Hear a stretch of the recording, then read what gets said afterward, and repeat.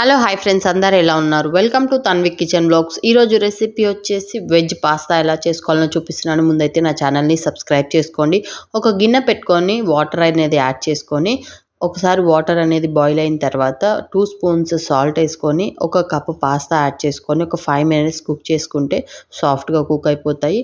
వీటిని అయితే మనం ఒక గిన్నెలోకి ట్రాన్స్ఫర్ చేసుకోవాలి. వాటర్ అంతా తీసేసి పక్కన పెట్టుకొని కడాయి పెట్టుకొని మనం ఆయిల్ యాడ్ చేసుకొని సన్నగా చాప్ చేసుకున్న క్యారెట్స్ అయితే యాడ్ చేస్తున్నాను. అలానే సన్నగా చాప్ చేసుకున్న ఆనియన్స్ కూడా యాడ్ చేసుకుంటున్నాను నేను. మీకు కావాల్సిన వెజిటేబుల్స్ మీరు వేసుకోవచ్చు. బీన్స్ వేసుకోవచ్చు, బఠానీ వేసుకోవచ్చు, అన్నీ యాడ్ చేసుకోవచ్చు. నేనైతే క్యారెట్, ఆనియన్ అలానే సన్నగా చాప్ చేసుకున్న క్యాబేజ్ కూడా యాడ్ చేసి మొత్తం ఒకసారి కలుపుకొని లిడ్ పెట్టుకొని ఒక 2 minutes అనేది వెజిటేబుల్స్ సాఫ్ట్గా కుక్ అయ్యే వరకు కుక్ చేసుకుంటున్నాను. దాంట్లోకి ముందుగా ఉడికించి పెట్టుకున్న పాస్తా కూడా యాడ్ చేస్తున్నాను నేను.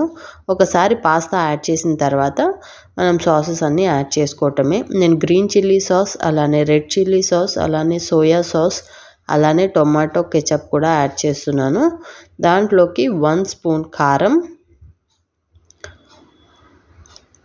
అన్ని సాసెస్ అనేది మనం యాడ్ చేసుకున్న తర్వాత నేను 1 స్పూన్ కారం యాడ్ చేస్తున్నాను. అలానే 1 స్పూన్ సాల్ట్, అలానే 1 స్పూన్ ధనియాల పొడి, అలానే మ్యాగీ మసాలా కూడా యాడ్ చేస్తున్నాను.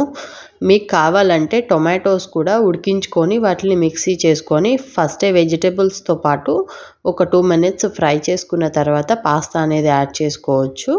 అలా కూడా టేస్ట్ అనేది చాలా బాగుంటుంది. సో ఈ సాసెస్ అన్నీ యాడ్ చేసిన తర్వాత మనం ఇదంతా ఒకసారి మిక్స్ చేసుకొని ఒక 2 minutes కుక్ చేసుకుంటే సరిపోతుంది. యమ్మీ పాస్తా రెడీ అయిపోతుంది. ట్రై చేయండి, కామెంట్ చేయండి, అలానే నా ఛానల్ని సబ్స్క్రైబ్ చేసుకోండి.